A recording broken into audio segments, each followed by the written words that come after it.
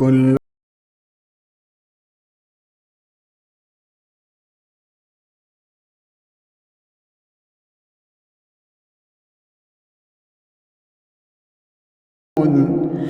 الله u naxariistay waxa maanta magaalada Kismaayo ee xarunta gobolka Jubbada Hoose ku geeriyooday xildhibaan Shukri Saalax Cabdullaahi oo ka tirsanaa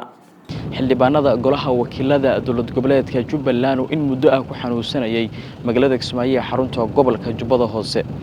xildhibaanka ayaa maanta waxa lagu aasay qabuuraha Barcalen ee magaalada Kismaayo madasha aaska ayaa waxa ka soo qayb galay gudoomiyaha golaha wakiilada dowlad goboleedka Jubbaland iyo ku-xigeenadiisa iyo xubno ka tirsan golaha wasiirada dowlad goboleedka Jubbaland iyo qaar ka mid ah golaha wakiilada Jubbaland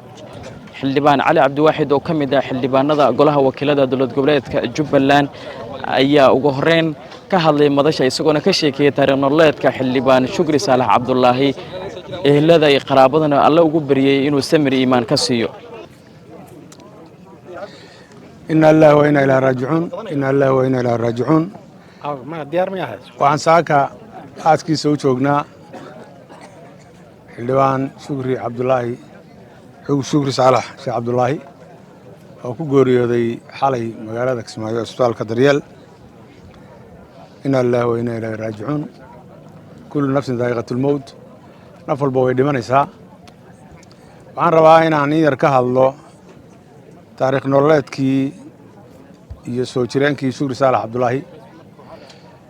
marxuumka Allah u naxariistay wuxuu ku dhashay degmada Jilib gaar ahaan magaalada Guduuday waxa uu dhashay filitaankaygii 73 waxbarashadiisa dugsiga hoose wuxuu ku soo qaatay Jilib iyo Saraba burburkii Soomaaliya kadibna wuxuu aaday Kenya oo waxbarashadiisa kale ku soo dhameystirtay Sielow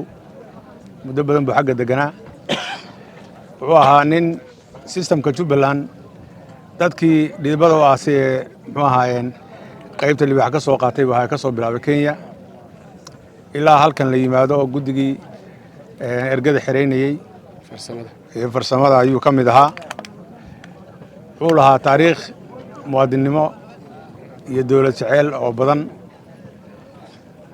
wuxuu ka mid ahaa baarlamaankii koowaad ee Jubbaland haddana teeramkii labaad ee baarlamaanka Jubbaland wuxuu ka mid ahaa baarlamaanka Jubbaland labada teeramna wuxuu ahaa gudoomiyihii guddiga dastuurka Jubbaland gacanta ku hayay inta aan ka ogahay wuxuu ahaa shakhsi wanaagsan dabeecad leh la dhaqan leh muwaadinimo iyo Soomaalinimada ay ku weyn tahay dawladnimo jecel waxaan ku xasuusanaa inuu ahaa ka mid ahaa dadkii xoogga badan saaray in dawladnimada Soomaaliya dib u dhiskeedii haddii dib loo fiiriyo xataa ilaa aan bagaati soo shaqaynayay in dawladdii Soomaaliya dib loo yagleelo ka soo shaqeeyey waxaan leenahay ilaahay naxariistii jannaha ka waraabiyo Shukri Saalax Cabdullaahi waqtigiisii baa intaa ku ekaa wuu soo shaqeeyey taariikh weynna uu ku leeyahay dib u dhiska ummadda Soomaaliyeed iyo dawladnimadeedaba eheladii iyo qaraabadii iyo dadkii uu ka geeriyoodana waxaan leenahay samir iimaan Allah naga wada siiyo gudoomiyaha golaha wakiilada dowlad goboleedka Jubbaland mudane Cabdi Maxamed Cabdiraxmaan ayaa alle ugu bariyay xildhibaanka inuu jannadiisa firdawsa ka waraabiyo ilaahay ha u naxariisto walaalkeen saaxiibkeen xildhibaan Shukri Saalax Cabdullaahi waxaan uga tacsiyeynaynaa dhammaan ummadda Soomaaliyeed gaar ahaan ummadda Jubbaland gaar ahaan golaha wakiilada dowlad goboleedka Jubbaland oo uu ahaa xubin aan la ilaabi karin hadee ilaahay shalay keenay adduunyadan baa doortay laakiin waa in badan baa la tabi doonaa ilaahay waxaan ugu baryaynaa inuu jannatul firdaws uu geliyo wuxuu ahaa runtii sida xildhibaan Cali Hoog uu sheegay nin ka tilmaaman ummadan Soomaaliyeed ku nool Jubbaland mas'uuliyiinteeda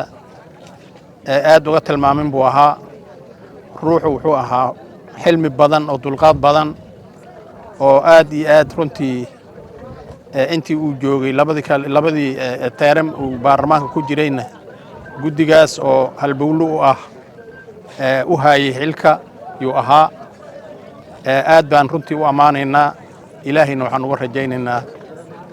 inuu jannatulfirdowsa geliyo ehelkii iyo asxaabtii uu ka geeriyoodayna samir iyo iimaan uu ka siiyo marka waa meeshii aan la hurin buu nooga hormaray annagan intaan ka dambaynayn doonno ilaahay unbaa yaqaana marka waxaanu ku soo koobayaa ilaahay ha u naxariisto walaalkeen intii taqaanana ha cafiso annagii la shaqaynaynay mas-uuliyiintiisa ahaanna cafi iyo masaamax waa cafinay waxba uma haysanno ilaahay waxaan ugu baryaynaa inuu jannadiisa geeyo xilli fiican buu dhintay oo shayaadiinta xirxiran tahay